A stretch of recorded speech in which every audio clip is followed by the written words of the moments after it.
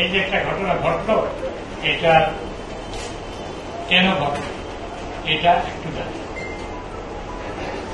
এটাকে মন্দ বলার আগে বা ভালো বলার আগে তার বিকল্প কি ছিল, কি হতে পারত, এইটা একটু ভাই। তৃতীয় হল, যে কোনো বিষয়কে সংকটের পর্যায়ে নিয়ে যাওয়ার আগে অনেকবার ভাবতে হবে। সমস্যা থাকতেই পারে, বিশেষ করে একটি দেশ যার জন্মের পরে পার ক্যাপিটা ইনকাম ছিল $85, জিডিপি ছিল $7 বিলিয়ন, শিশু মৃত্যু ছিল 200, গড় আয়ু ছিল 43, এবং যার এখন পার ক্যাপিটা ইনকাম, পার ক্যাপিটা জিএনআই বলে 2850, জিডিপি 4500-এর উপরে, শিশু মৃত্যু ইন্টারপ্রেনারিটি 22 ছিল অনুন্নত দেশ, সবচেয়ে দুর্বল অনুন্নত দেশ। সেখান থেকে বঙ্গবন্ধুর অনুরোধে জাতিসংঘ এটাকে সর্বোন্নত দেশ করে 74। আর 2017 সালে আমরা পরীক্ষা দিয়ে প্রথম শ্রেণীতে প্রথম হয়ে এখন ডেভেলপিং কান্ট্রি মর্যাদা। 2017 সালে পাকিস্তানের মাথাপিছু জিএনআই ছাড়িয়ে এসেছে। 2012 সালে অমার্ত্য সেন বাংলাদেশ কৃষিবিদ ইনস্টিটিউশনে বলেছিলেন, যদিও বাংলাদেশের মাথাপিছু আয় ভারতের অর্ধেক, বাংলাদেশের সামাজিক অবস্থা অনেক ভালো, ভারতের চেয়ে অনেক ভালো। সেই বাংলাদেশ এখন মাথাপিছু আয় ভারতকে ধরে ফেলেছে। এটা ভারতেরও খুশি হওয়ার কথা বলে আমি মনে করছি। বাংলাদেশ পৃথিবীর খুব স্বল্প সংখ্যক দেশের মধ্যে একটি, যার জিডিপি প্রবৃদ্ধি কোনো বছর নেতিবাচক হয়নি, কোনো বছর নেতিবাচক। এমনকি যখন কোভিডের সর্বনাশা ছোঁয়ার আসে, মাত্র 17টা দেশ পজিটিভ ছিল, বাংলাদেশ তার 4.2 জিডিপি প্রবৃদ্ধি হয়েছিল 2020-21 সালে, আর মাত্র 16টা দেশ হয়েছে। এখানে বাংলাদেশ সম্পর্কে এবং আরো দু একটা কথা বলা দরকার।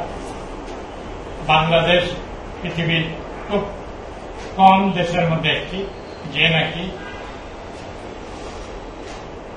ভূরাজনৈতিক ভাবে একটা মোটামুটি ভারসাম্য রক্ষা করে চলেছে।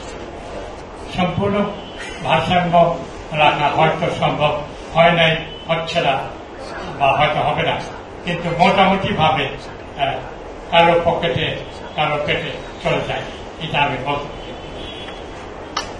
বাংলাদেশ ব্যাংক সম্পর্কে অনেক কথা বলতে হবে, কিন্তু তার আগে আপনাকে একটি কথা বলছি। আপনারা হিসাব করে দেখবেন, যেটা দেখবেন গত 15-16 বছরে ব্যাংকিং খাতের পরিধি, সাইজ বা পরিধি প্রায় দ্বিগুণ হয়েছে, আমানত প্রায় দ্বিগুণ হয়েছে, ঋণ দেওয়া প্রায় দ্বিগুণ হয়েছে। কিন্তু সেই তুলনায় বাংলাদেশ ব্যাংকের জনবল বলে, ক্ষমতা বল বলে, কোনটাই তেমন বৃদ্ধি পায়নি। আমরা সেই 2000 সন থেকে লিখিতভাবে, মৌখিকভাবে, গোপনে প্রকাশ্যে সুপারিশ করে আসছি যে বাংলাদেশ ব্যাংককে অন্যান্য আরো অনেক দেশের মতো একটি সাংবিধানিক মর্যাদা দেওয়া যেতে পারে কিনা ভেবে দেখা দরকার। নিজের পক্ষে বাংলাদেশ ব্যাংকের গভর্নরকে 6 বছরের জন্য পুনঃনিয়োগ অযোগ্য ভাবে নিয়োগ দেওয়া যায়, তাতে কিন্তু স্বাধীনতা অনেক বাড়ে। এটা আমরা সুপারিশ করে আসছি, কিন্তু যে কোনো একটা দিন নিশ্চয় হবে। কাজে বাংলাদেশ ব্যাংকের বা ব্যাংকিং সিস্টেমের সমালোচনা করার আগে আপনাদেরকে এই জিনিসগুলো একটু ভেবে দেখতে পারি। আর একটা জিনিস ভেবে দেখতে পারি, বাংলাদেশের একটা ফ্যাশন যে ব্যাংকের সংখ্যা অনেক বেশি, এত ব্যাংক ধারণ করার ক্ষমতা আমাদের বাংলাদেশে নাই। আপনাদেরকে আমি সবিনয় কিন্তু দৃঢ়ভাবে বলছি, ব্যাংকের সংখ্যা কোনো বিষয় না, বিষয় হল ব্যাংকের শাখার সংখ্যা। আপনারা লক্ষ্য করবেন, বাংলাদেশ ব্যাংক থেকে ব্যাংকের যেমন লাইসেন্স দেয়, প্রত্যেকটা শাখা খোলার সময় একটা লাইসেন্স দেয়। একটা ব্যাংকে 5টা শাখা থাকতে পারে, 50টা শাখা থাকতে পারে, 500 শাখা থাকতে পারে। কাজে সংশ্লিষ্ট বিষয় হল শাখার সংখ্যা। বাংলাদেশে ব্যাংকের একটি শাখা 15,000 লোককে সেবা দিয়েছে। 15,000। ভারতবর্ষে, পাকিস্তানে, শ্রীলঙ্কায় একটি শাখা 12,000 লোক। এগুলা রাউন্ডেড আপ শিখা, একটু এদিক শিখা, 12,000 লোককে সেবা দিয়ে থাকে। আপনারা গবেষণা করবেন, তাহলে কোনটা গুরুত্বপূর্ণ, শাখা নাকি ব্যাংক? ব্যাংক তো কিছু শাখা। সেই হিসাবে বাংলাদেশে ব্যাংকের শাখা আরো হতে পারে। কিন্তু কথা হচ্ছে, যদি আমানতের শতকরা 60% শুধু মতিঝিলে হয়, আর গ্রাম বাংলায় যদি আমানতের তেমন কিছু না হয়, আবার ঋণ দেওয়ার ক্ষেত্রে যদি মতিঝিল, নারায়ণগঞ্জ, চট্টগ্রামে শতকরা 80% ঋণ দেওয়া হয়, আর গ্রাম বাংলায় শতকরা 10% ঋণ দেওয়া হয়, এইগুলো কিন্তু খুব গুরুত্বপূর্ণ প্রেক্ষিত। আপনারা দেখলে আপনার দেশের উপকার হচ্ছে, আপনারা এই প্রেক্ষিতগুলো একটু বিবেচনা নেবেন বলে মনে করি। আমি আর যেটা বলতে চাই সেটা হল, বাংলাদেশের অর্থনীতির মূল কারিগর জাতির পিতার ভাষা কিষাণ কিষাণ। কিষাণ কিষাণে আমি বলি, উনি বলতেন চাষাবাসী। মানে আমার বন্ধু চাষাবাসী এবং শ্রমিক, তারা হল আমাদের, তিনি বলতেন তার সর্বশ্রেষ্ঠ বন্ধু। এবং আমি যেদিন তার সচিবালয়ে জয়েন করি উপসচিব নথি হিসাবে, তিনি ওই দিনই বলেছেন, রবীন্দ্রনাথ চৌধুরী সাহেব আমি জয়েন করলাম, তিনি বললেন তুমি তো বেশ, তুমি তো ছাত্রলীগ না, তুমি ছাত্র ইউনিয়ন, অথচ আমি সারা জীবন ছাত্রলীগ করলাম, ছাত্রলীগের সভাপতি ছিলাম, কিন্তু জেল খাটলাম, কিন্তু আমাকে বলা হয়েছে তুমি যেদিন জয়েন করবে সেই দিনই যেন 3টার সময় জাতির পিতার কাছে যাও। এই পুরনো গল্প। 3টার সময় দুরু বক্তে গেলাম, কদম বুঝি করে দাঁড়ালাম, অনেক রগড় করলেন, অনেক রগড় করলেন, যাকে পছন্দ করতেন তাকেও রগড় করতেন, যাকে ভালোবাসতেন না তাকে অনেক রগড় করতেন। সেগুলো বড় কথা।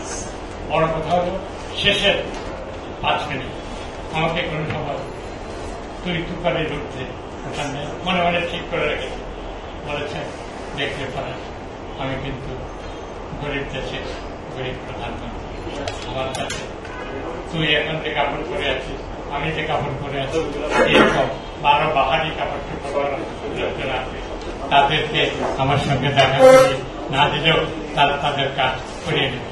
কিন্তু বাবা, আমার কাছে অনেক গায়ে ধানের গন্ধওয়ালা লোক আসবে, ছেঁড়া কাপড় পরা লোক আসবে, পায়ের জুতো নাই এমন লোক আসবে, তাদের বাবা ফিরিয়ে আসবে।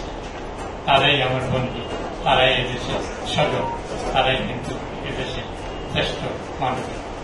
আমি যদি নাও থাকি, আমার নাম করে তাদের কাজ করবে, আমার কাছে তার চোখ দিয়ে কিন্তু আমি দেখছি, আমার চোখ দিয়ে আমি দেখছি।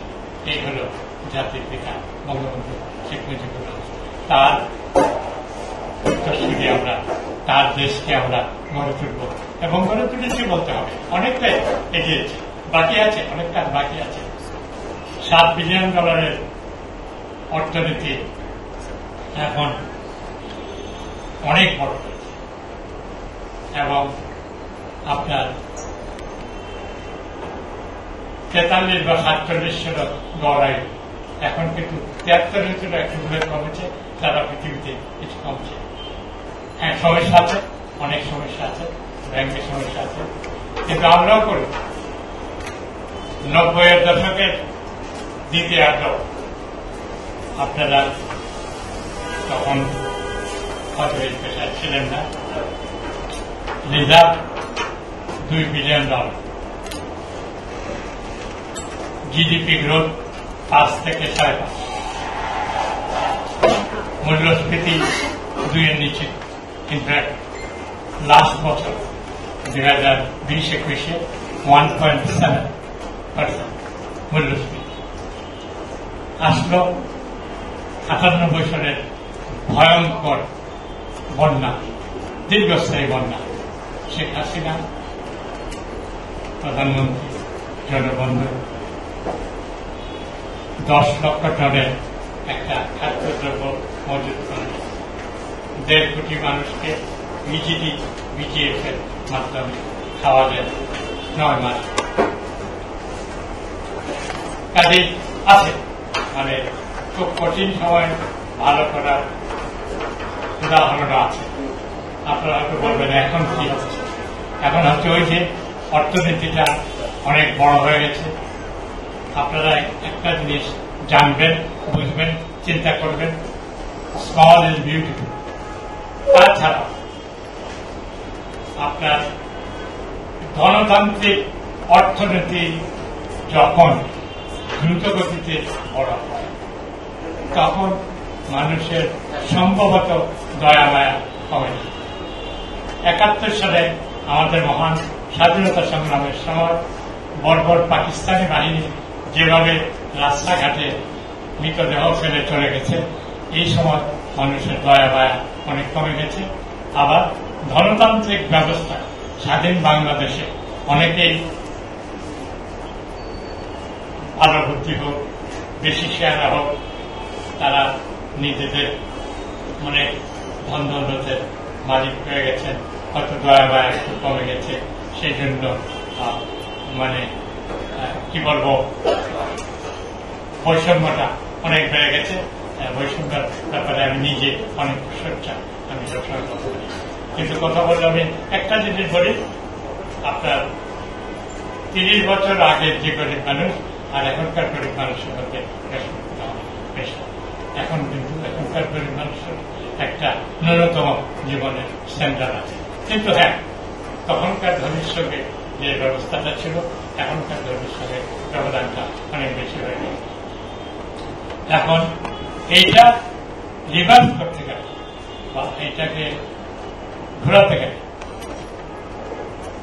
যে ক্ষমতা দরকার সেটা অর্থনৈতিক ব্যবস্থাপনা কিনা অসম্ভব আছে। এখানে কিন্তু রাজনীতি সবচেয়ে বড়।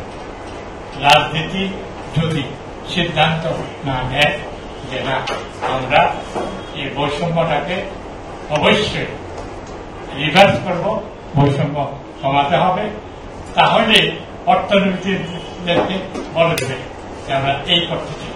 বৈষম্য এখন এই আছে, 49.8 বা একটা কিছু গিনি সহগ আছে।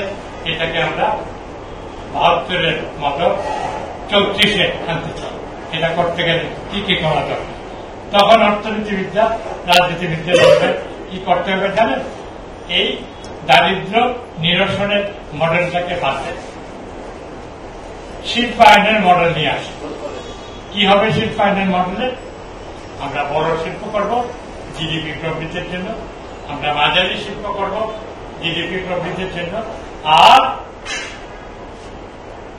কুটি অতি ক্ষুদ্র ক্ষুদ্র শিল্প ব্যাপকভাবে করব।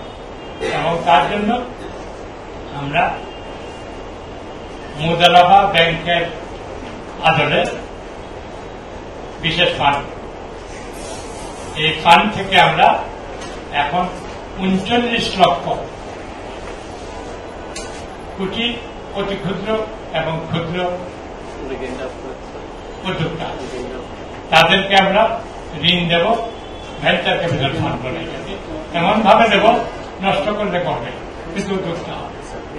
এইভাবে যদি করতে পারি তাহা হইলে অনেক উদ্যোক্তা সৃষ্টি হবে, কর্মসংস্থান হবে, দারিদ্র তো আমাদের দারিদ্র দূরীকরণ তো পৃথিবীতে দেখলাম, দারিদ্র দূরীকরণ সাধিত হবে, বৈষম্য অনেক কমে যাবে, এটা করে। আর এটা বলে আপনাদের অনেকের পছন্দ হয় না, আপনাদের মুখের অভিজ্ঞতা দেখে আমি বুঝতেছি, কিন্তু এইটাই কিন্তু এইটা হয়তো আপনি বলবেন আয়ুর্বেদিক দহনের প্রতি, কিন্তু আমি মনে করি এইটাই একেবারে 1 নম্বর প্রতিষেধক। এইটা ধরে ব্যাংকিং সিস্টেম আপনারা মনে রাখবেন 2016-17 সনের বাজেটে মাননীয় অর্থমন্ত্রী সংসদে বলেছিলেন, তিনি 2টা জিনিস বলেছিলেন। একজন লোকের কথা বলেছিলেন যে তাকে কেন আপনারা সহায়তা করতে পারেন, তিনি বলেন আমি রাজা, আমি পারি।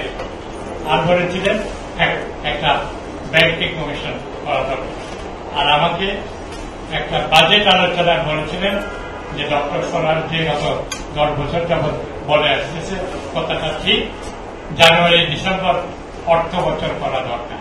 আপনারা কয়জন এই ব্যাপারে চিন্তা করেছেন যে জানুয়ারি-ডিসেম্বর অর্থ বছর করলে কত যে সুবিধা হতো, এবং এই যে মে-জুন মাসে এই যে আপনার ভাঙ্গা রাস্তা মেরামত করবে, বৃষ্টিতে আবার নিয়ে যাবে, এই নদী ভাঙ্গন হবে, কিন্তু বিল ঠিকই নেবে কন্ট্রাক্টর, এবং জুলাই-জুন অর্থ বছর করার একটাও যুক্তি, সমস্ত যুক্তি কিন্তু জানুয়ারি। আপনারা দয়া করে এই ব্যাপারে চিন্তা করে দেখবেন, এবং এটা যদি আপনারা করাতে পারেন তাহলে দেশের কিন্তু বিশাল বিশাল বিশাল একটি উপকার হয়। তিনি বলেছিলেন যে একটা অর্থনৈতিক সংস্কার কমিশন বা ব্যাংকিং সংস্কার কমিশন হওয়া দরকার। কবে যেই দেশে হয়েছিল আমরা প্রায় সকলেই ভুলে গেছি। ওয়াহিদুদ্দিন মাহমুদ সাহেবের কথা অনেক আলোচনা হয়েছে একটু আগে। তিনি বাংলাদেশের সর্বশেষ ব্যাংকিং সংস্কার কমিশনের সভাপতি ছিলেন। 2000 সালে রিপোর্ট দিয়েছিলেন। তার রিপোর্টের অন্যতম প্রধান সুপারিশটা ফাইন্ডিং ছিল যে ব্যাংকিং খাতে 1/3 লোক না থাকলেও যেটি শিক্ষক মানুষ তিনি বলেছেন। কিন্তু আমাদের মনে রাখতে হবে যে এই দেশে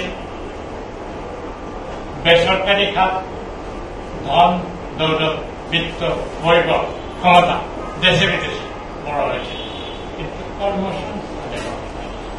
কর্মসংস্থান এখনো পাবলিক সেক্টর সেই কথা। তাতে আমি যখন দেখি বলা হয় পাবলিক সেক্টরে 6 লক্ষ পদ এখনো খালি আছে, আমার খুব মনটা খারাপ হয়। এই 6 লক্ষ পদ পূরণ হলেও তো অনেক 6 লক্ষ পরিবার চাকরি বাকরিতে আয় রোজগার করতে পারে। যেটা বলছিলাম, হ্যাঁ, একটা ব্যাংকিং সংস্কার কমিশন হওয়া দরকার। কিন্তু আপনাকে এও বলি, যদি শক্তিশালী বাংলাদেশ ব্যাংক থাকে, দক্ষ অর্থ মন্ত্রণালয় থাকে, তাহলে ব্যাংকিং কমিশনের দরকার পড়ে। কাজে আপনারা পক্ষে বিপক্ষে কথাবার্তা বলে দেখতে পারেন। আরেকটা কথা আপনারা বলেছেন যে ওই বলছেন যে ব্যাংক একীভূত করেন বিষয়টা সম্পর্কে কিছু বলতে পারছেন। এইটা সারা পৃথিবীতে একটা বহুল আলোচিত বিষয়। একটু ইতিহাস করে 80 দশকের শেষাশেষি 90 দশকের শুরুতে বিসিসিআই সাংঘাতিক নাম করা ব্যাংক সারা পৃথিবীতে, ব্যাংকটা বন্ধ হয়ে গেল। আগে হাসে যাবে চালাতে পারবে, কিন্তু এই বাংলাদেশে সরকার বাংলাদেশ ব্যাংক মিলে কুইকলি একটা সাকসেসর ব্যাংক করে দিল, এবং আজ পর্যন্ত আমি পাই নাই কোন আমানতকারী তার পয়সা ফেরত পাবে। বিসিসিআই ব্যাংকে যাদের আমানত ছিল সুদ পাবে, কিন্তু আমানতটা ফিরে পেয়েছে। বাংলাদেশে সেই ঐতিহ্য কথা আছে, কিন্তু বাংলাদেশে সাধারণত একটা উৎকণ্ঠা কেন জানি আছে, একটা ব্যাংক যদি বন্ধ হয়ে যায় তাহলে বোধহয় লোক হয়ে যায়। একদম না, ব্যাংক হামেশা বন্ধ হচ্ছে, চীনে বন্ধ হচ্ছে, জাপানে বন্ধ হচ্ছে, মার্কিন যুক্তরাষ্ট্রে, ইউরোপে বন্ধ হচ্ছে। এটা আমরা একটা মনস্তাত্ত্বিক বিপদ নিজের মধ্যে রাখি, কিন্তু যেটা করা দরকার বলে মনে করছি। আমার বইটার মধ্যে সুপারিশ আছে, আমার বইয়ের একটা কপি আপনাদের লাইব্রেরিতে থাকবে, আপনারা যারা ভালো মনে করবেন বইটা পড়ে দেখবেন। আমার অনেক সুপারিশ, একদম বাস্তবভাবে সুপারিশ, সরকার ইচ্ছা করলে বিবেচনা করে দেখতে পারে। আমরা বলেছি যে সর্বপ্রথম যে কাজটি করা দরকার সেটা হল আমানতের বীমা। এখন একটু এটাকে 1 কোটি টাকা করা দরকার, তাহলেই কিন্তু আমানতকারীরা অনেক ভরসা পাবে, তারা টাকা পয়সা ঘরে না রেখে ব্যাংকে রাখবে। আরেকটা সুপারিশ আমি করি, 3 থেকে 6 মাসের জন্য এখন ব্যাংকের আমানত রাখাতে সমস্ত প্রতিবন্ধকতা দূর করে দেওয়া যাবে। এখন কিন্তু ব্যাংকে টাকা আসা দরকার, অনেক প্রতিবন্ধকতা আছে আপনারা জানেন, এটা দূর করে ব্যাংকে আমানত আসতে দেওয়া উচিত। আমি সবিনয় বলব, সফট এর ব্যাপারটা আমি প্রকাশ্যে সমালোচনা করেছি, আর করা দরকার নেই, এটা বোধহয় না করা ভালো। ব্যাংকের মার্কেট বা একীভূত করা আমি বলেছি সারা পৃথিবীতে আছে, কিন্তু এটা খারাপ ব্যাংককে ভালো করার একমাত্র পন্থা নয়। কাজে বাংলাদেশ ব্যাংক, সরকার, আপনারা মিডিয়া, আপনারা কিন্তু বিকল্পগুলা চিন্তা করেন। বিকল্প কি? এই দেশেই বিকল্প হয়েছে। একটা কানাডার ব্যাংকের সঙ্গে ব্যাংক এশিয়াকে মার্জার করা হয় 2000 সালে আমাদের কাছে। আবার এই যে স্ট্যান্ডার্ড চার্টার ব্যাংক, এটা কিন্তু অরিজিনালি একটা নিউজিল্যান্ডের ব্যাংক, আর একটা হল অস্ট্রেলিয়া ব্যাংক, ইংল্যান্ডের ব্যাংক। কাজে ব্যাংক মার্জার নতুন কিছু না, এখানে নিজেদের মধ্যে আলাপ আলোচনায় মার্জার হতে পারে, এক ব্যাংক আর একটা ব্যাংকে হস্টাইল ভাবে টেক ওভার করতে পারে, এগুলো আছে। কিন্তু বড় কথা হল যে যদি 2টা ব্যাংকে একীভূত করার প্রয়োজন পড়ে, ওই 2টা ব্যাংকে কিন্তু সম্মতি থাকাটা পাচ্ছে, জোর করে বোধহয় করা ঠিক হবে না আমার মনে। এখন ওই যে অসবর্ণ একটা কথা আছে, বেসিক ব্যাংক,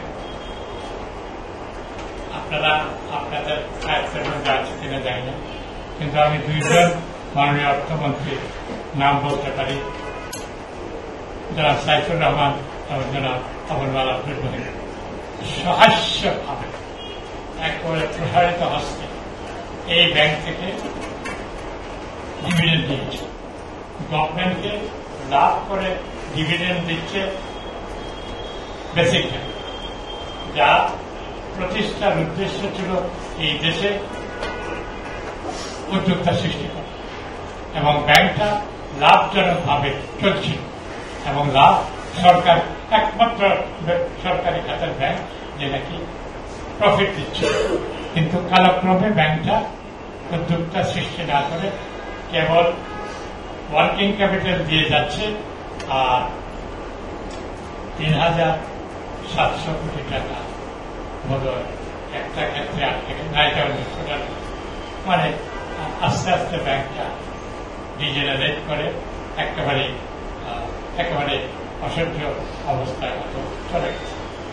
কিন্তু এই দেশে নাম বলা হয়তো অন্যায় হবে, যাদেরকে এখন ভালো ব্যাংক বলা হচ্ছে সেইগুলা 2টা সহ 4টা প্রবলেম ব্যাংকে বাংলাদেশ ব্যাংক ইনকিউবেশন করে তাদেরকে বাংলাদেশ ব্যাংকের পরামর্শ এবং একটা ফ্রেমওয়ার্কের মধ্যে নিয়ে প্রবলেম ব্যাংক থেকে বাইরে নিয়ে আসছে। কাজে প্রবলেম ব্যাংককে বাইরে নিয়ে আসার জন্য অন্য পন্থা আছে, মার্জারও একটা পন্থা, এই পন্থার বাইরে গিয়ে কিছু বাংলা ব্যাংক। দ্বিতীয় যে উদাহরণ,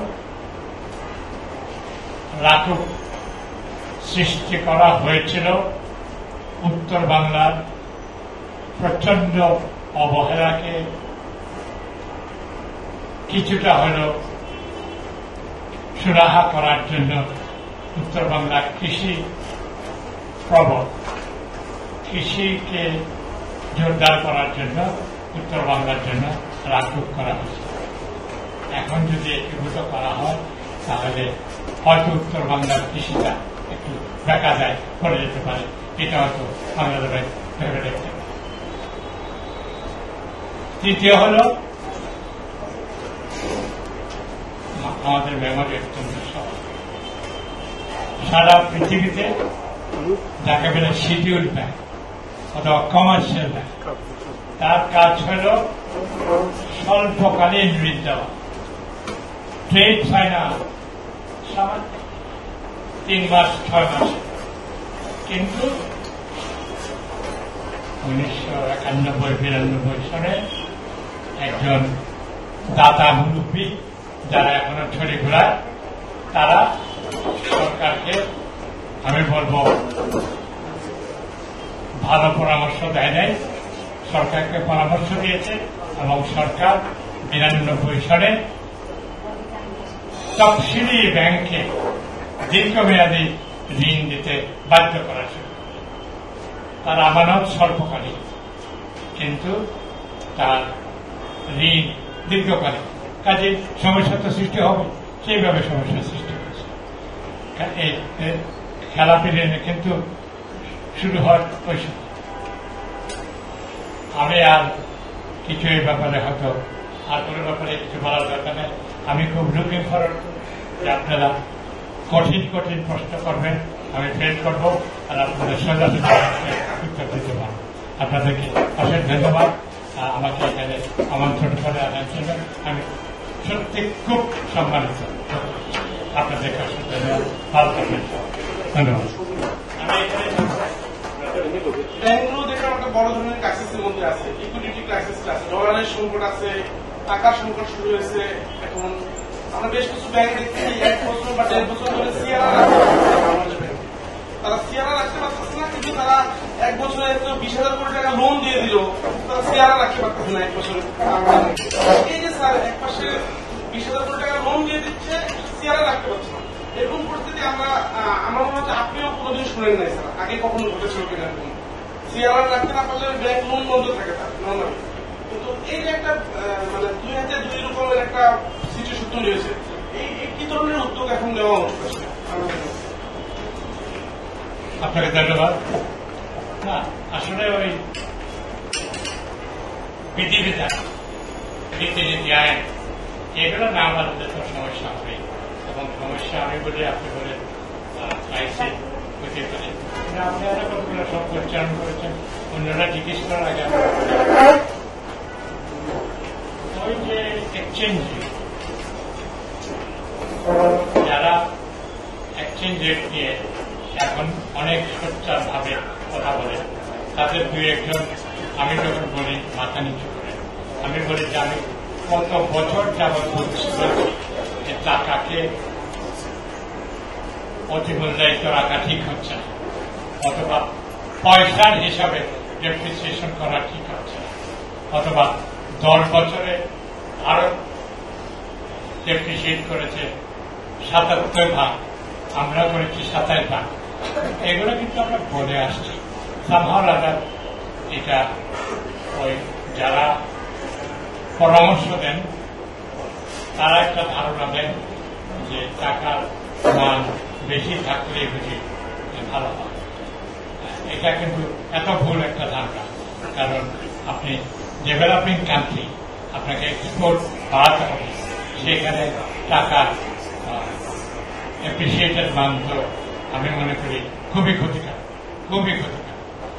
জাপান যখনই টাকার মান অতিমূল্যায়িত করেছে, এখনো করেছে, একেবারে ভাবার সাথে। কাজে এটা সেই জন্য আমরা মনে করি যে কৃষি সময় মতো করা হলে যে মার্কেট ফোর্স করতে হবে, যত 25% মার্কেট ফোর্স করতে হবে। দ্বিতীয় হল মাল্টিপল এক্সচেঞ্জ রেট একেবারেই বর্জনীয়, একেবারে করা ঠিক নয়। মাল্টিপল এক্সচেঞ্জ রেটে শুধুমাত্র লাভবান হয় মধ্যস্বত্বভোগী। কাজেই যাদের নামে করা হয় যে প্রণোদনা 2.5% রেমিটেন্স ওয়ালাদের কাছে, এটা না করে যদি ইউনিফাইড এক্সচেঞ্জ রেট করা হয়, প্রণোদনাকে ওর মধ্যে যুক্ত করা হয়, এবং যদি এক্সচেঞ্জ রেটটা কার রেটের চেয়ে 3 টাকা 4 টাকার বেশি না থাকে, তাহলে অবশ্যই রেমিটেন্স আরো বাড়বে এবং রপ্তানি আরো বাড়বে।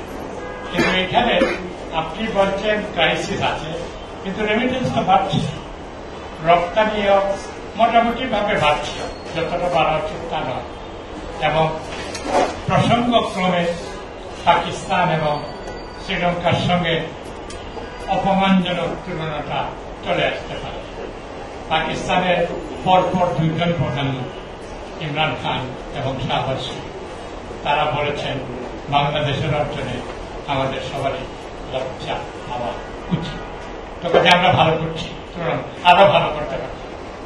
আর শ্রীলঙ্কার ব্যাপারটা এখন বোঝা যাচ্ছে না, কিন্তু শ্রীলঙ্কার কোনো প্রবলেম সলভ হয়নি, শুধু সলভ হচ্ছে ইনফ্লেশনের প্রবলেম। 70% থেকে এখন 10% আসছে, কারণ পর্যটনটা আবার বিকাশ করেছে। কিন্তু ফান্ডামেন্টাল যেটা, এই ঋণ খায়া শুধু ঘি না, মাথার উপরে হাতের বোঝাতে দিয়েছে, ওইটা সলভ করতে পারে না, করতে পারবে না। কারণ ঋণ করেছে আর তা দিয়ে যে প্রকল্প করেছে, এটা আগামী 5-10 বছরে কোন রপ্তানি আয় আনবে বলে মনে হয়। আমাদের কিন্তু ফাউন্ডেশন অনেক জাতির পিতা রাস্তা বেঁচিয়ে গেছে এবং 53 বছরের ধারাবাহিক করা, আমি কিন্তু কাউকে বাদ দিয়ে দিই। আমি মনে করি প্রত্যেক সরকার কিছু না কিছু অগ্রগতি করেছে। গত 15 বছরে দৃষ্টিনন্দন অগ্রগতি হয়েছে সন্ধানে। কাজে আমাদের আমি একটা ছোট্ট গল্প বলে, একটা মিডিয়াতে গেছি, এখানেও আছে, মিডিয়াতে গেছে একটা প্রোগ্রাম। ওই দিন আমাদের রিজার্ভ ছিল 46 মিলিয়ন। মাননীয় প্রধানমন্ত্রী সংসদ ওনাকে ওনার চামচা করে কানে কানে বলছেন, আপনি বলে দেন আজকে 48, উনি বলছেন 48। ওনার তো এগুলো জানার কথা উচিত।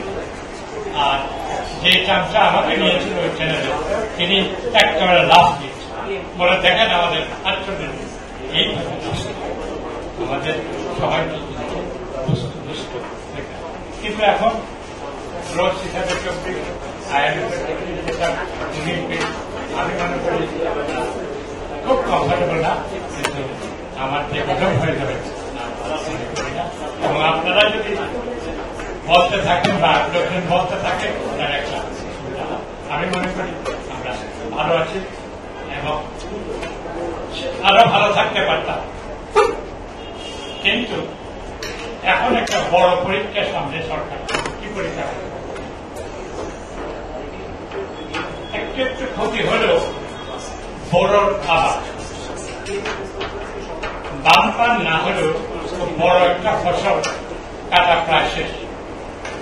সরকার মোটামুটি ন্যায্য মূল্য ন্যায্য করেছে। সবচেয়ে কঠিন স্টেপটা এখানে আছে। প্রত্যেক বছর কিছু, আমি কিন্তু জোর দিচ্ছি, কিছু অসাধু খাদ্য কর্মকর্তা এবং মিল মালিকরা মিলে আমার চাষি ভাইয়ের কাছে যায়, বলে আপনার ধান তো ভালো না, কিনে কিনবো না। তিনি কিন্তু এক কাপ আমার চোখে আমার আত্মীয় কাজে এইভাবে তারা পরে কম দামে মিডিয়াদের কাছে বিক্রি করতে বাধ্য। সরকার যদি এই ব্যাপারে এখন আগামী 15 দিনে সর্বোচ্চ অগ্রাধিকার দিয়ে এই ধান চালের সংগ্রহটা করে 20 লক্ষ জন খাদ্যযোগ্য গুদামে রাখতে পারে এবং যদি 3 মাস ধরে ওপেন মার্কেট অপারেশন যেটা চলছে এটা চাল, কিন্তু গুদামে থাকতে হবে। কারণ যারা কারচুপি করে তারা কিন্তু জানে গুদামের কথা, গুদামে থাকতে হবে 3 মাস ধরে, কিন্তু এই ওপেন মার্কেট অপারেশনে বিক্রি করতে হবে। তাহলে কিন্তু ফুড ইনফ্লেশনটা একেবারে এটা তাৎক্ষণিক। অন্যান্য আমি বলেছি সমবায় করতে হবে, এটা করতে হবে, এগুলা সমবায়টার জন্য করতে হবে। যদি আমি বঙ্গবন্ধু প্রতিটি শ্বাস প্রশ্বাসে করে গেছি, আমি গ্রামে গ্রামে সমবায় করবো, না হলে যে রক্ষা করা যাবে না। যদি আমি উৎপাদন ও বিপণন সমবায় করতে পারতাম, যদি এই সমবায়গুলোকে শতকরা 2 বা 3 ভাগ সুদে ঋণ দিতে পারতাম, তারা যদি তাদের ফসলটা কিনে গুদামে রাখতে পারত এবং বছর ব্যাপী এটা বিক্রি করতেন, তাদের উৎপাদনকারী বেশি মূল্য পাইতেন, আমরা কম মূল্যে ন্যায্য মূল্যে।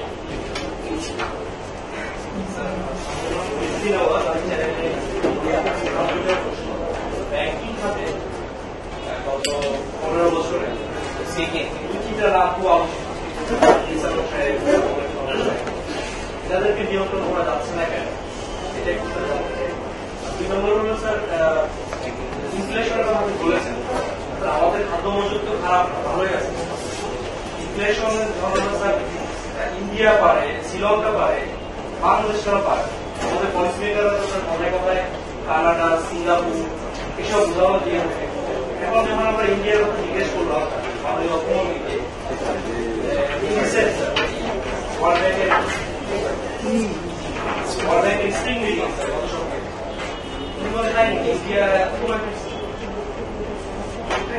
অবাক লাগে না, সবাই পারতেছে, আমরা পারতেছি। আপনার এই ইনফ্লেশনটা বলি, এটা সবচেয়ে দুর্ভাগ্যজনক যে গত 15 মাসে অনেকগুলো দেশ, আমি আমার নিবন্ধে লিখেছি যে শতকরা 9, 10, 11, 12 থেকে এই 5-এ চলে আসছে মূল্যস্ফীতি, আর আমরা ওই 10-এর কাছাকাছি, 9-এর কাছাকাছি। এটার জন্য মনিটরিং এটাই 96, 2001 যেটা মনিটরিং ছিল, টিভি ক্যামেরা ছিল। মনিটরিং করতে হবে টিভি ক্যামেরা ছাড়া, কারণ যতক্ষণ টিভি ক্যামেরা ততক্ষণই কিন্তু দাম কম হবে, চলে গেলে দাম বাড়িয়ে। 2 নম্বর হল মনিটরিং করা হচ্ছে ক্ষুদ্র লোক। আর আমরা একটা জিনিস ভুলে গেছি, এই যে এই যন্ত্রটা অনেক উপকার করছে, অনেক অপকার করছে। ক্ষুদ্র ব্যবসায়ীরা, খুচরা সরকারি বিক্রেতারাও সকালে এসে এইটার মাধ্যমে বলে দেয় যে আজকে কিন্তু পটল 70 টাকা করে। কাজে মনিটরিংটা সেইভাবে সেনাভাবে করতে হবে এবং বললাম তো টিভি বাইরে, কিন্তু মেইন মনিটরিং করতে হবে। যদি ভোজ্য তেলের আমদানিকারক 1 জন বা 2 জন বা 3 জন আসে, তারা তো সরকারের জানা, তারা তো সরকারের সখা, তাদেরকে সবার না করে কিছুদিন শাসন করি, তাহলে কিন্তু প্রত্যেকটা জিনিসের কিন্তু এটা একটা আরেকটা অন্য, আমি আমার বইটাতে লিখেছি, যেখানে আমদানিকারক 5 জন, আমি এখানে 100 জন আমদানি খুলে দেবো, ওপেন করে দেবো, মুক্ত বাজার অর্থনীতি। তাহলে মানে মাল্টিপল অ্যাকশন, একটা অনেকগুলো অ্যাকশন। কিন্তু আগে হলো রিয়েলাইজ করতে হবে, সরকারকে বুঝতে হবে যে এই যে 9.7% মূল্যস্ফীতি 1 বছর যাওয়া, 10 মাস যাওয়া, এতে মানুষের কষ্ট। যদি একজন মাননীয় মন্ত্রী বলেন যেটা মানুষ তো ভালো আছে, তাহলে তাকে বুঝাতে আপনাদের পারবেন, আমরা তো পারবো, আপনাদের পারবেন যে না হয়তো ভালো নেই, যদি তার বেতন মজুরি যদি বেড়ে থাকে শতকরা 6 বা ইফেক্টও, আর যদি মূল্যস্ফীতি শতকরা 10 ভাগ হয়ে থাকে তাহলে ভালো থাকবে। কিন্তু আমি মনে করি স্থায়ী সমাধান হল একেবারে হরিয়ানা, যদি কেউ হরিয়ানার খবরে একেবারে উন্নত দেশ হয়ে গেছে, 100 আরো অনেক দেশ, এই যে ইউরোপ বা কানাডা বা নিউজিল্যান্ড, যুক্ত হয় প্রাইভেট সেক্টর অথবা সমবায়। আরেকটা জিনিস বলি, আমাদের দেশে আমি কিন্তু সব অর্থনীতির সঙ্গে একেবারে মাল কোটা দিয়ে আমদানি বলে আমদানি নির্ভর। কিসের আমদানি নির্ভর? আমরা করেছি। আমার দেশে কি ফার্নিচার তৈরি করতে পারি না? আমার দেশে কি আমি গোলা দুধ বানাতে পারি না? আমার দেশে কি আমি ঘড়ি অ্যাসেম্বল করতে পারি না? আমার দেশে কি আমি গাড়ি প্রস্তুত করতে পারি না? সবই পারি। কিন্তু যেহেতু আমদানিতে অনেক মধু, সেই জন্য আমদানিকারকরা মধু আহরণ করেন, হয়তো অনেকের সঙ্গে শেয়ার করেন, সেই জন্য আমদানি থেকে বেরোতে পারছে। আর ডোনররা তারা তো আমদানির কথা বললে আমদানি মানে ওই ইম্পোর্ট সাবস্টিটিউশনের কথা বললে যে ডেলিভারির কথা দেখায়, তারা 80-র দশকে সবাই মিলে গাড়ি আমদানি সাবস্টিটিউশনের নামে গাড়ি প্ল্যান করে সবাই। কিন্তু তাদের শক্তি আছে। ব্রাজিল 1981 সালে বলছে আমার কাছে $80 মিলিয়ন পাও, যদি এটার থেকে কিছু পাইতে চাও আরো $80 মিলিয়ন। যখন খেলাপি ঋণওয়ালা বেশি বড় হয়ে যায়, তার শক্তি অনেক বড় হয়ে যায়। আমি বুঝি 1000 টাকা কৃষি ঋণের জন্য আমার চাষি ভাইকে জেনে নেব, আর 10,000 কোটি টাকা শিল্প ঋণের খেলাপের জন্য তাকে সালাম দেব আমার পাশে বসে। এটাকে কিন্তু অবশ্যই কাজে আমার মনে হয় সরকারের নীতি নির্ধারক মহলে অনেক ব্যাপারে খবর নেয়। একটা জিনিস আপনাদের দয়া করে আপনাদের লিখতে পারে, এই যে সুদ মাত্রা, এটা 2003 সালে ছিল। আমার উপর এত চাপ ছিল সুদ মুক্ত ভাবটা কিভাবে করে।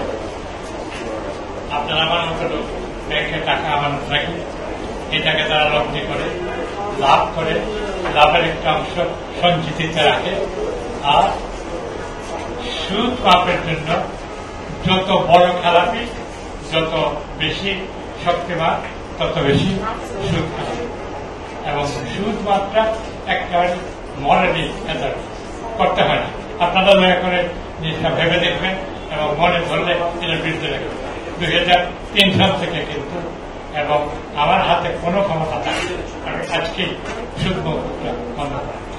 আপনার অফিসিয়াল ভাবে যদি ঋণ খেলা 1,55,000 কোটি টাকা থাকে, তাহলে সুদ মৌকুফ নাকি 45,000 কোটি টাকা।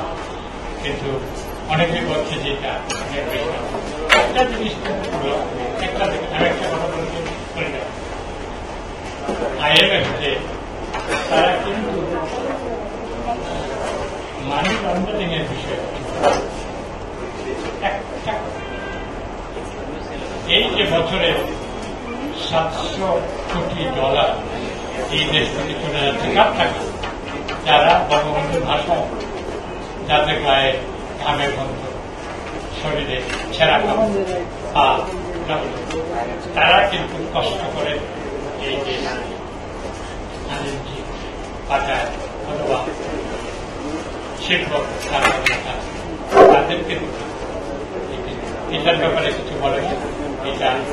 এটা কিন্তু সম্ভব, এটা সম্ভব। এবং ঋণ খারাপ, কর খারাপ, এবং কি বললাম যে মাঝে একই সুদ থেকে এদেরকে আমার মনে হয় দেওয়া দরকার। তারা যখন বুঝবে যে শাসকদের চক্ষু লাল হয়ে গেছে, ওখানে বলতে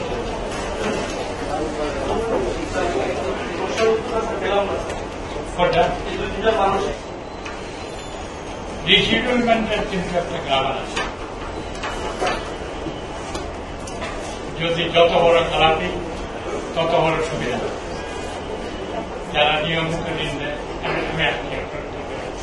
নিয়মিত যারা ঋণ দেয় তাদের বুঝি 10% ক্যাশ ডাউন পেমেন্ট দিয়ে পুনঃপ্রতিষ্ঠা করতে হবে, আর খেলাপিরা 2% দিয়ে।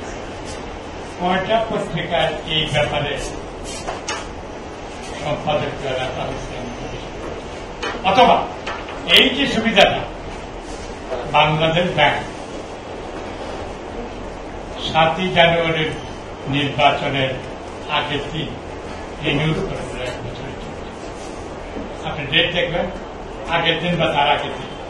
এইটা আমি বাংলাদেশ ব্যাংককে সাধারণত সমালোচনা করতে চাই না, কিন্তু এইটা এবং পার্লামেন্টে গেল 9 বছর, হয়ে গেল 12 বছর, কেউ সুপারিশ করে। তাহলে এই প্রশ্ন আমাকে করবেন নাকি সংসদ সদস্যদের করবেন? এটা না, তবে সম্ভবের জন্য আমার মনে হয় এই কোন তফসিলের কারণে ব্যাংকিং খাতে এখন অর্থের টান পড়েছে। এই জন্য বাংলাদেশ ব্যাংকে হয় ছাপাইয়া অথবা ট্রেজারি বন্ডে টাকার যোগান দিতে হচ্ছে। এর ফলে ইনফ্লেশন থেকেই যাচ্ছে। যখন কেউ শক্তিমান কেউ এটা বুঝাতে পারবেন যে এটা কমানোর উপায় হল খেলাপি ঋণ আদায় করা, খেলাপি আদায় করলে আবার রিভলভিং হইতে থাকবে, আপনার প্রিন্ট করার দরকার হবে না। কিন্তু সেরকম লোক বাইর করতে হবে। আপনাকে এমন একজন লোক বা এমন কয়েকজন লোক বাইর করতে হবে যারা নীতি নির্ধারণকে বুঝাতে পারবেন এখন যে ব্যাংকিং সিস্টেমে টাকা ড্রাই আপ হয়ে গেছে, ওটা আবার প্রবাহিত হতে শুরু করবে খেলাপি।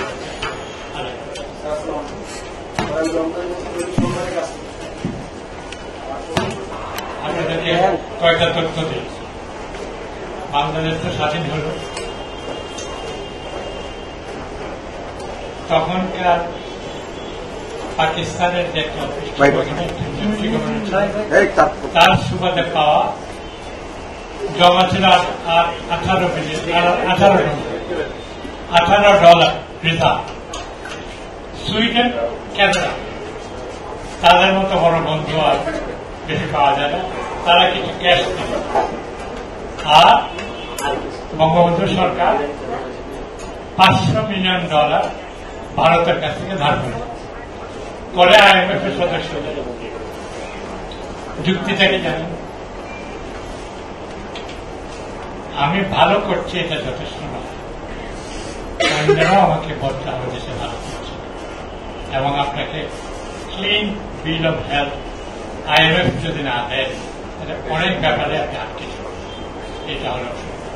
কিন্তু IMF এর এইবারকার দিনটা আমি মনে করি সরকার এই জন্য নিয়েছে যে সরকার অনেক ব্যাপারে খেলাপিদের এবং যারা নষ্ট করছে তাদের বুঝে উঠতে পারছে।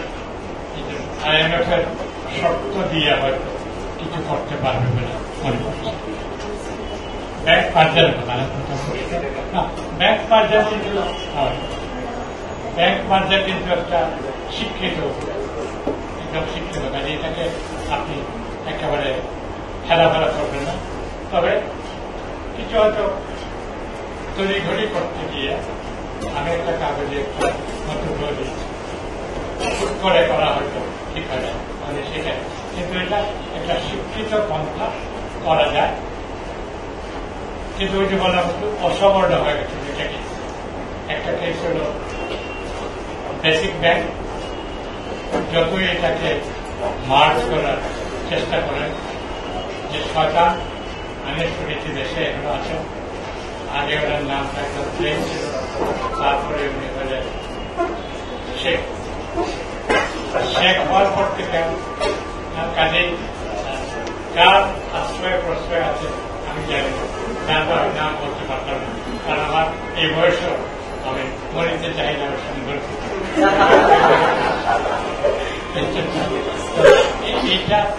এইটা আদৌ সম্ভব হবে কিনা, তারা বোধ একটা রেজলিউশনে নিয়েছে। আর বিডিপিএল বোধ ঠিক হবে, এটা বোধ ঠিক হবে না।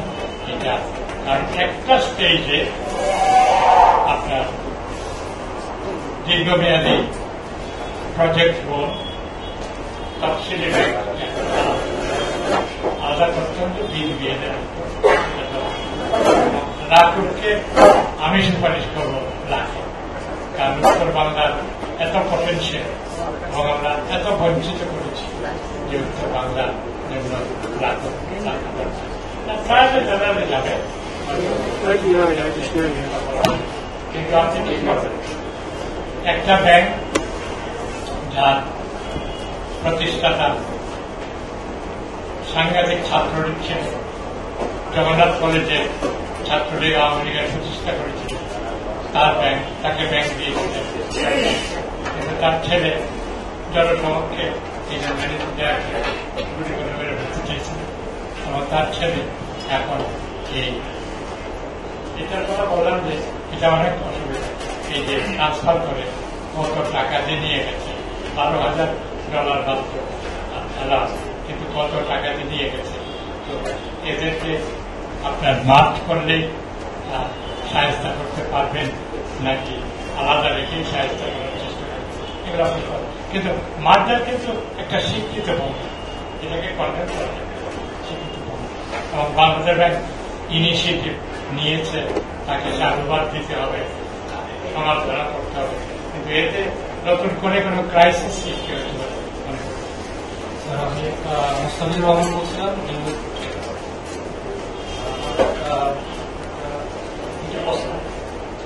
স্যার, আপনি বাংলাদেশ ব্যাংক থেকে চলে আসার পরে আমরা দেখতে পেয়েছি যে এখানে কিছু নৈতিক অবক্ষয় আমরা দেখতে পেয়েছি, বিশেষ করে ডিজি বলে বিভিন্ন পড়াশোনার সাথে জড়িত আমরা দেখতে পেয়েছি। আমাদের এখানে রিজার্ভ হিস্ট্রি এখানে হচ্ছে স্যার আসলে যাওয়ার পরে স্যার ডিফল্ট লোন মানে 1000 গুণ বেড়ে ক্লাসিফাই করে। তাহলে স্যার এই নৈতিক অবক্ষয়ের কারণ কি স্যার হঠাৎ করে আপনি যাওয়ার পরে? আরেকটা বিষয় হচ্ছে স্যার, আমরা হচ্ছে সাংবাদিক হিসেবে আমরা বাংলাদেশ ব্যাংকে আমরা করতাম এবং এটা বোঝার জন্য আমরা বাঙালি এবং এটাকে সম্পূর্ণভাবে ব্যান করা হচ্ছে সাংবাদিকরা বাংলাদেশ। এটা আসলে কতটা হচ্ছে দেশের জন্য কতটা উপকার আসবে এটা আমরা আমার কোনো আপনাকে ধন্যবাদ। তবে আপনার দ্বিতীয় প্রশ্নটার উত্তর দিতে পারবো না। এটা বাংলাদেশ ব্যাংক কোন প্রেক্ষিতে কি কারণে করেছে সেটা জানা, কিন্তু প্রথমটা বলি। প্রথমটার একটা গল্প রাখতে আপনি যদি মনে করেন 2010-11 সালে এই যে মূলধন মার্কেটে জীবিত হয়েছে মনে আছে, এটা আমি লিখেছি। মূল কারণ ছিল যে প্রত্যেকটা ব্যাংকের কিন্তু কি বলে লিমিট, এটা আমানতের কত পার্সেন্ট লোন দিতে পারবে।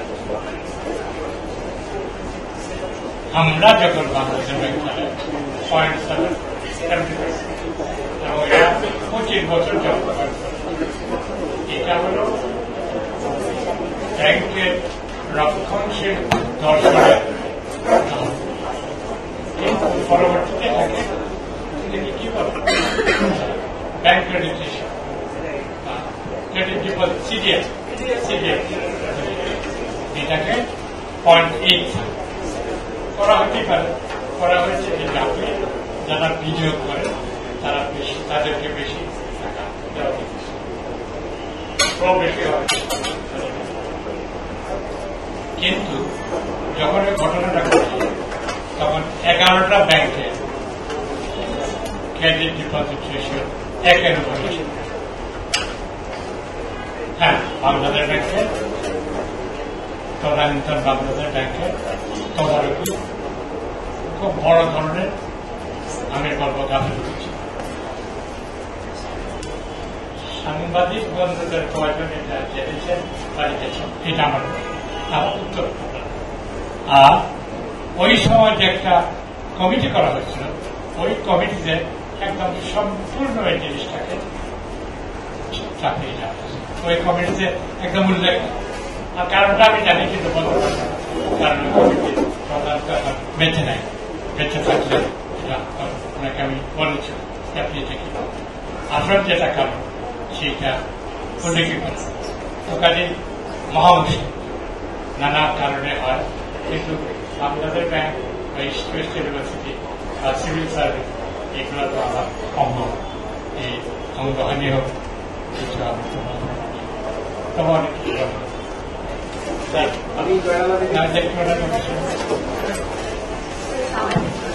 আপনাকে ধন্যবাদ।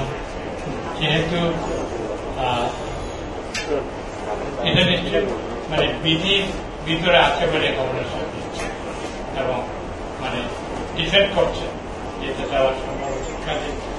কিন্তু আমার উত্তর হল আমার সময় এরকম পরিস্থিতি উদ্ভব হয় নাই, হইতে দেই নাই, এবং যে ব্যাংকগুলো দুর্বল ছিল তাদেরকে আমরা 4-5টা ব্যাংকে আমরা ওই দুর্বল ব্যাংক হিসাবে স্পেশাল ইউনিট করে প্রবলেম ব্যাংক হিসাবে ঠিক করে ওইখান থেকে বের করে আনছি। আমাদের একটু খ্যাত দিতে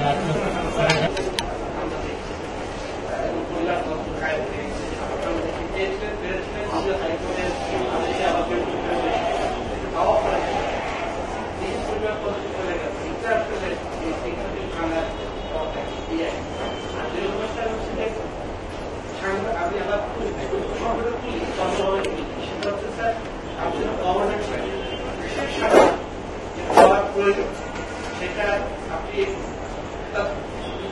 রাজনৈতিক দলের সময় আপনি গভর্নমেন্ট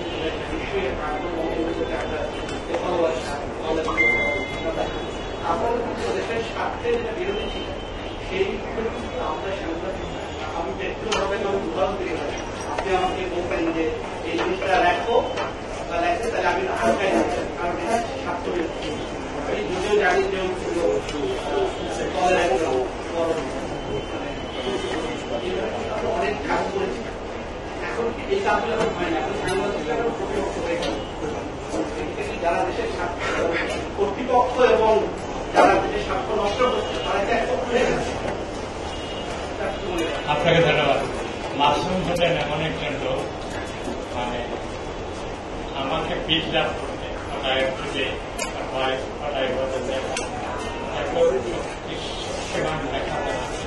আমি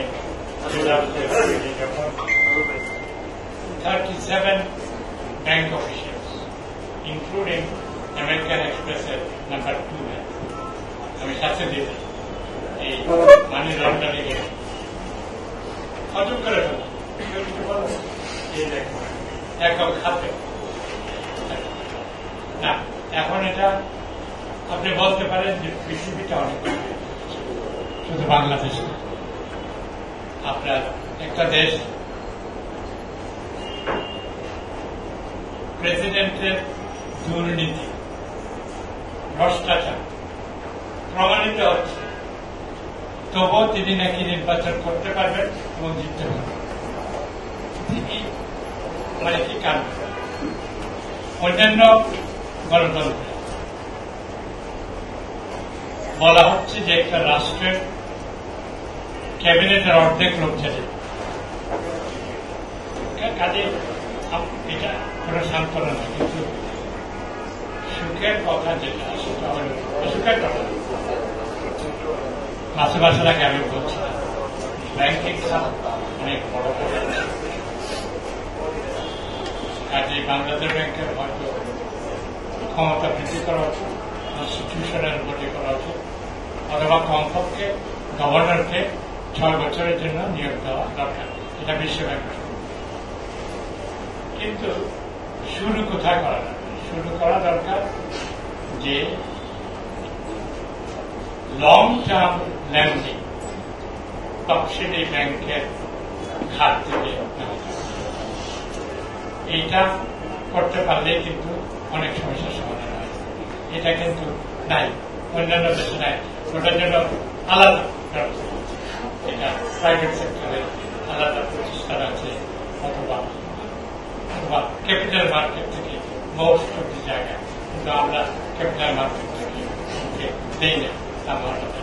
কিন্তু শওকত হোসেন মাসুমের এই প্রশ্নের আমার কাছে জব থাকে না, থাকতে পারে না, কারণ আমি না সরকারের লোক না বিরোধের লোক, আমি অত্যন্ত আমি বলবো যে আমি যে কোনো রাজনৈতিক দলের সদস্য নই, সেই জন্য আমি নিজেকে ভালো এবং বঙ্গবন্ধুর একটাই নির্দেশ আমি অমান্য করেছি। তিনি পরোক্ষভাবে না বললেও আমাকে রাজনীতিতে আসার খুব শক্ত ইঙ্গিত কিন্তু দিয়েছে। তারপর না তো অনেকবার দিয়েছে, কিন্তু আমি মনে করি নীতিগতভাবে কোন আমলাকে রাজনীতিতে আসা ঠিক না। তবে বলতে পারেন যে আমি কেন নমিনেশন দিয়েছিলাম আমার সংসদে, এটার ব্যাখ্যাটা এমন একটা জায়গায়, আমি তখন আমার মেয়ে তখন ক্যান্সারে অস্ট্রেলিয়া, যে কোনো মুহূর্তে মৃত্যু সংবাদ পাবো এরকম একটা সময় থেকে আমার কাজে আমি নমিনেশন না পাওয়াতে আমি বেঁচে গেলাম, কিন্তু তখনও আমি কোন রাজনৈতিক দলের সদস্য ছিলাম, তখন কাজে এটা আপনাদেরকে রাজনীতিবিদদেরই বুঝাতে হবে যে আখেরে দেশটার জন্য এইভাবে একটা গোষ্ঠীর জন্য দেশ স্বাধীন হয় নাই। দেশ স্বাধীনতার সুফল এখন সবাই ভোগ করছেন, কিন্তু কেউ ভোগ করছেন অতি সামান্য, আর অন্যরা ভোগ করছেন অনেক বেশি। আমার ধরা এই কারণেই জাতির পিতা বলেছিলেন, আমি কমিউনিস্ট নাও হতে পারি, কিন্তু আমি মুক্তবাজার, অবাধ মুক্তবাজার অর্থনীতির পক্ষে একদম নেই। অবাধ মুক্তবাজার অর্থনীতি হলে যা হবে, অথবা জোসেফ স্টিগলি বিশ্ব ব্যাংকের 2 নম্বরটা যে রেগুলেটরি সিস্টেম, কাজে বাংলাদেশে এখন তো এটা আমাদের যে এন্টারপ্রেনিয়াররা অনেক ভালো করেছে, তাদেরকে একটা পরিমণ্ডলের একটা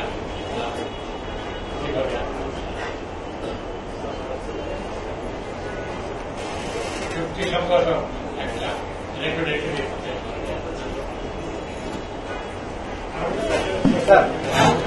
যদি সমস্যা ফেস করতে তা না, আমরা দেখেছি যে আপনি বলছেন যে যদি খেলাপি বন্ধ হয় কাতার বন্ধ হবে, যদি এটা বন্ধ হয় এটা কমে, একটার সঙ্গে একটা একই উপায়। আসলে স্যার খেলাপি যে ধরতে বাংলাদেশ ব্যাংকের যে মেরুদণ্ড, এটা কিন্তু আগে ছিল, এটা করতে করতে এখন মেরুদণ্ড বলে আর কিছু নাই। এমনকি যারা এই খেলাপি ধরতে চায়, যারা ইন্সপেকশনে যায়, ইন্সপেকশন গুলো সেই কর্মকর্তাদের হয় চাকরি চলে যায়। আমাদের স্যার দুঃখের সঙ্গে বলছে যে আমাদের অনেকটাই অপমানজনক চাকরি হয়েছে। আমরা দেখেছি স্যার সম্প্রতি বিসিএস বা অন্যান্য শ্রমিক পর্যায়ে যে যারা 57 জন কর্মকর্তা ত্যাগ করেছে, একসময় কিন্তু ওইখান থেকে বুয়েট থেকে পাশ করে চাকরি করতে, স্যার তার ভিতরের পরিবেশটা যে এতটাই মানে একটা কাজের যে পরিবেশ, মানে বিশেষ করে এটা মূলত হচ্ছে পরিবেশটা এই জায়গায় সমস্যা যে আপনার অন্যায়ের বিরুদ্ধে যারা তাদেরকে চেপে থেতলায়, মানে একবারে চাকরির পরিবেশ নষ্ট করা হচ্ছে। তাই এই কথাটা বলার জন্য সাংবাদিকরাও লিখতে পারে না। আপনি যদি স্যার আপনার যদি কোনো সুযোগ থাকে স্যার, আমরা কেউ বলতে পারতেছি না। এই জায়গায় বাংলাদেশ ব্যাংকের অবস্থানটা এত নিচে গেছে যে খেলাপি অনলাইন ঢাকাটাই অপরাধ। মাসুম ভাই যেটা বলেছেন যে অপরাধীদের পক্ষে বাংলাদেশ ব্যাংক নিল কিনা, আসলে স্যার এই কথাটা বারবারে আমরাও মনে করি যে সাংবাদিকরা তো প্রতিপক্ষ না, আমরা এই দেশে জাতির সন্তান, আমরা ইয়ং ছেলে পেলে, এখন আমরা কাজ করছি জাতির স্বার্থে। তাহলে স্যার অপরাধ ঢাকাটাই কি আমাদের অপরাধ? এইটুকু স্যার কোনোভাবে আপনার এখানে না বলেন স্যার, যদি কোনো চ্যানেলে বলার সুযোগ থাকে, এটা আমার ব্যক্তিগত পক্ষে রিকোয়েস্ট স্যার। আরেকটা স্যার, যে আমরা দেখেছি যে বিশেষ গ্রুপ বলি আর যেই বলি স্যার, অর্থ একসময় সবসময় অনিয়ম হয়তো কিন্তু স্যার পাচার এত হইত না, কিন্তু পাচারের বিরুদ্ধে সবাই জানি, কিন্তু ব্যবস্থা হয় না স্যার। তাহলে এই পাচার কি স্যার একসময় কি, মানে একসময় আমরা জানতাম যে মানব পাচার হয়তো, আদম পাচার হইতো, এখন থেকে ডলার পাচার হয়, হুন্ডি টুন্ডি এইসব একটা সিস্টেম করা হয়েছে। এই সিস্টেমের সঙ্গে আমরা জানি যে A to Z জড়িত। স্যার এই বিষয়গুলো কোনো প্ল্যাটফর্মে যদি বলার সুযোগ থাকে, বা আপনি যদি এখনো বলেন স্যার, আমি খুব খুশি হবো। Thank you sir.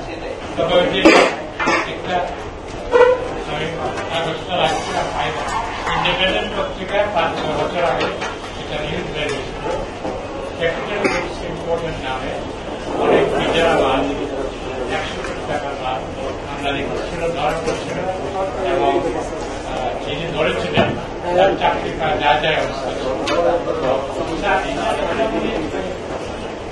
আমি নোট করলাম আমার কাছে কিছু করার কিন্তু বাংলাদেশ ব্যাংকের অবক্ষয় হয়েছে এটা শুনলে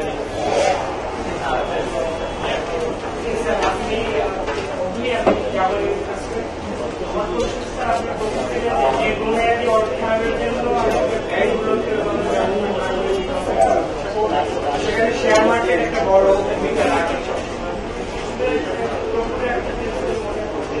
বিকল্প কি হতে পারে? আর যদি শেয়ার মার্কেটের ব্যর্থতার কথা বলে সেখানে কেন ব্যর্থ কিভাবে শেয়ার মার্কেট ভূমিকা রাখতে পারে? আর একটা জিনিস দেখা যাচ্ছে এখন বড় বড় আসলে আমাদের জন্য ভালো রাখা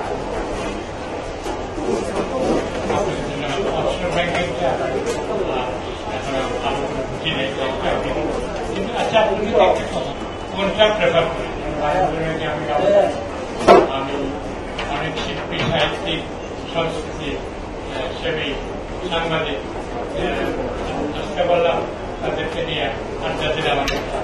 ওইটা ভালো নাকি একেবারে কোনটা বেশি খারাপ করেন?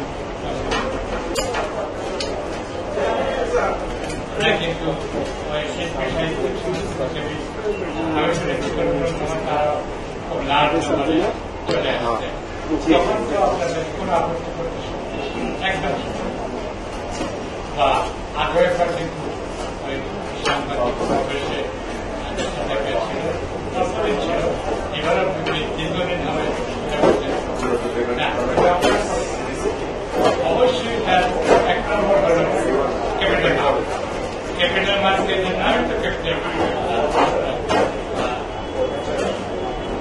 ইনভেস্টেবল ক্যাপিটাল জোগাড়। এটা কেন হল না? ওই যে বললাম 2010-11 সালে কেলেঙ্কারি হল, রিপোর্ট হল, আপনারা সবাই ভাবা দিলেন। রিপোর্টের মেইন প্রশ্নটাই এড়িয়ে যাওয়া। মেইন সমস্যা ছিল এই ক্রেডিট ডিপোজিট রেশিও একটা বেশি হয়ে গেছিল অনেকগুলো ব্যাংকে এবং বাংলাদেশ ব্যাংকে অনেক কর্মকর্তা ওইখানে মুনলাইটিং করে অনেক টাকা পয়সা। আর হল উন্নত দেশগুলোতে আছে প্রভিডেন্ট ফান্ড, ইন্স্যুরেন্স ফান্ড, এইগুলা দীর্ঘমেয়াদী প্রজেক্ট লোন আর আছে ইন্দোনেশিয়া এবং ফিলিপিন্সে ব্যক্তি খাতে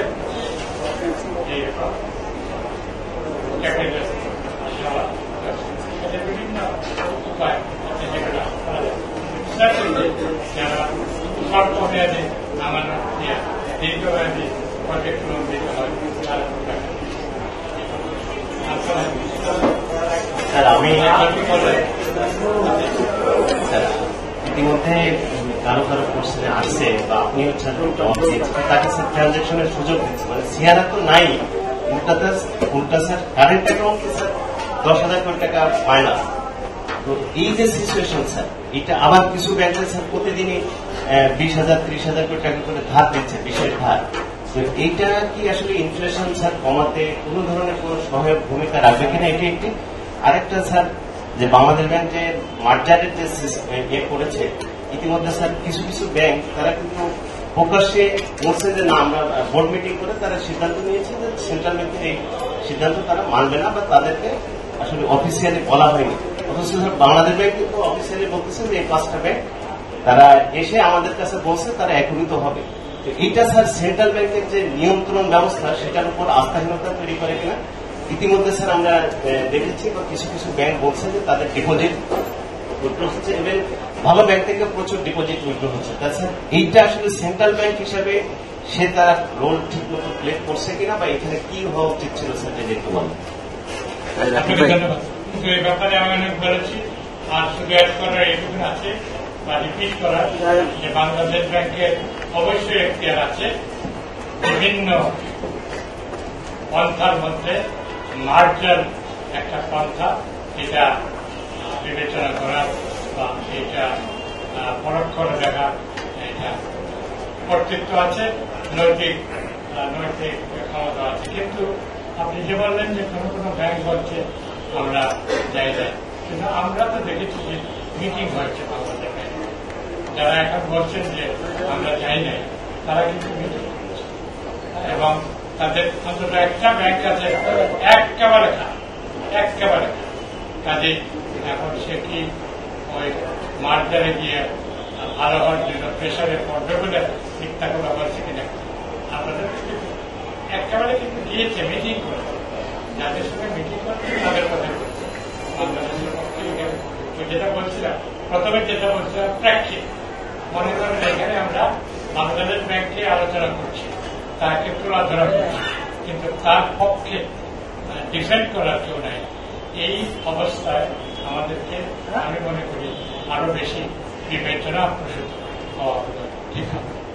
আর ইনফ্লেশনের কথা বলছেন, আচ্ছা একটা কথা বলি, আমি বললাম যে মোবাইলে সব বিষয় তারা ঠিক করে যে আজকে পটল 70 টাকার পর বিক্রি করে।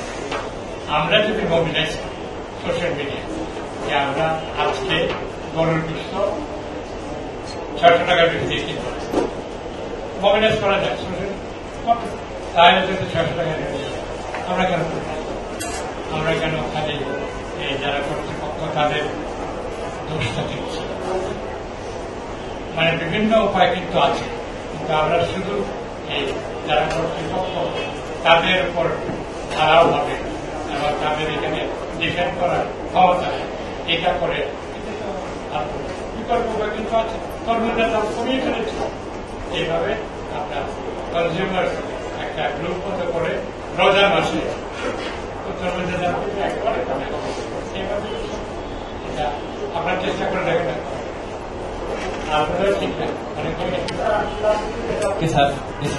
স্যার একটা জিনিস আপনি আপনার এই কথাটাই আমি বলি স্যার, আপনি বললেন যে বাংলাদেশ ব্যাংককে ডিফেন্স করার মতো কেউ না। আমি তো স্যার, আপনার কি মনে হয় না যে বাংলাদেশ ব্যাংককে ডিফেন্স করার জন্য সাংবাদিকরা আছে এবং আপনি স্যার কাজ করেছেন? আপনি কি স্যার কখনো বা অন্যান্য আপনি কখনো শুনেছেন যে বা সাংবাদিকদের কারণে কি কোনো অস্বস্তিকর পরিবেশে কি বাংলাদেশ ব্যাংক আসলে পড়েছে? তাহলে বাংলাদেশ ব্যাংক কার স্বার্থ রক্ষা করে? স্যার আপনি বলতে চাচ্ছেন না, কিন্তু আমি আপনার কাছে এটা জানতে চাই যে আপনার কি জানা আছে কিনা যে বাংলাদেশ ব্যাংকের বা অর্থনীতির জন্য ক্ষতিকর কোনো কাজ সাংবাদিকরা করেছে? আপনাকে ধন্যবাদ। আমি সাংবাদিকদেরকে আমি সবসময় খুব সম্মান শ্রদ্ধা করি এবং আমি তো বলেছি যে বাদায়ন টুডে অনেক অবদান সংসদে অনেকেই বলেছেন দৃষ্টিটা প্রকাশ করে। সদ্য সাবেক একজন শক্তিমান মন্ত্রী বলেছেন যে কারা কারা টাকা পাচার করে, তারপরেও যখন এবং সাংবাদিকরা আপনার তারপরে যখন হয় না, আমি একজন অশিক্ষিত বৃদ্ধ প্রাইভেট পার্সন, আমি দেখছি এই একটা ব্যাপারে আমি সমালোচনা রাখতে করি। এই মুদ্রা পাচারটা খুব বড় ধরনের ইনফ্লেশন, তো আমি মনে করি যে প্রপার গাইডেন্স এবং পলিসি দিলে ইনফ্লেশন একটা ওই সময় কারোভাবে 1 টাকায় আপন ধান আপনার চাল অথবা অর্থমন্ত্রীর আমলে আমরা সবাই মিলে শতকরা 2 ভাগ ওইখানে কখনো আসা যাবে। কিন্তু ইনফ্লেশনের পাশাপাশি ইনফ্লেশনকে 5-6%, গ্রোথকে 5-6% সেখানে জায়গায় আনার চেষ্টা অবশ্যই করা যেতে পারে। কিন্তু পাচারটার ব্যাপারে কেন জানি সরকারও নীরব এবং রহস্যজনক কারণে IMF আরো বেশি। আমি তো বলতে পারি যে আমি আহমেদ বাংলা নিউজে কাজ করি। আমার প্রশ্নটা হচ্ছে যে আপনি বলছেন সমস্যা ব্যাংককে সমস্যা থেকে উত্তরণের 2টি পথ, একটি হচ্ছে বাংলাদেশ ব্যাংকের নার্সিং এর মাধ্যমে, অপরটি হচ্ছে মার্জার। আমরা গত 10 বছরে দেখেছি যে ব্যাংকগুলোকে বাংলাদেশ ব্যাংক পর্যবেক্ষক নিয়োগ করে ব্যাংকগুলোর সাথে চুক্তি করে ব্যাংকগুলোকে সমস্যা থেকে উত্তরণের জন্য নাসিল করেছে। সেই ব্যাংকগুলোকেই এখন সমস্যা ব্যাংক বলি বা রেড জোনে থাকা ব্যাংক বলি, এই ব্যাংকগুলোকে বাজার করতে পারছে। এর আগে নাসিল করে যেহেতু সমস্যার সমাধান হয়নি, এই বাংলাদেশ ব্যাংকই এখন মার্জার করে কতটুকু সমাধান করতে পারবে বা আদৌ পারবে বা বাংলাদেশ ব্যাংকই রেড জোনে আছে। এই যে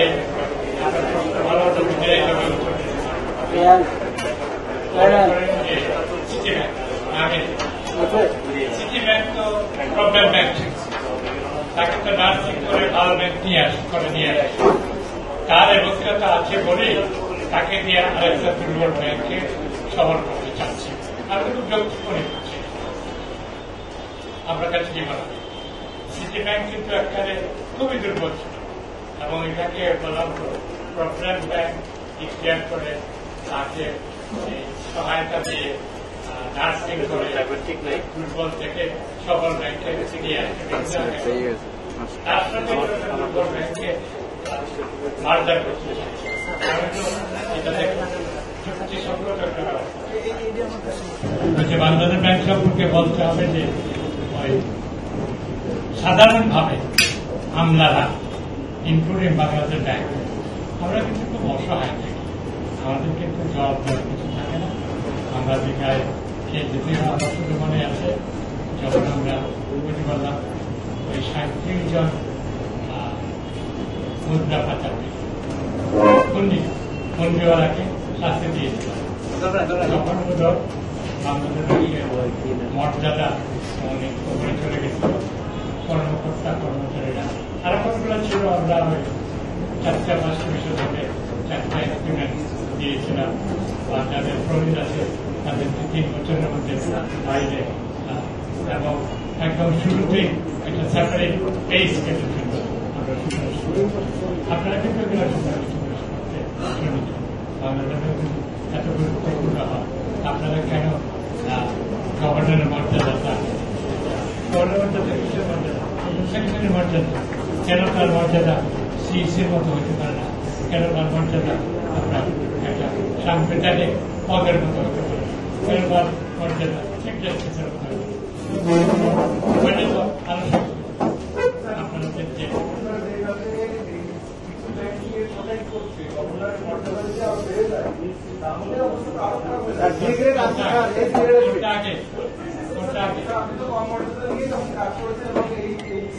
আপনাদেরকে অশেষ ধন্যবাদ।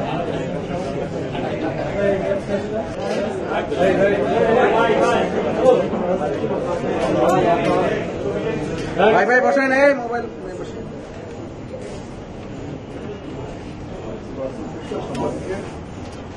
আপনার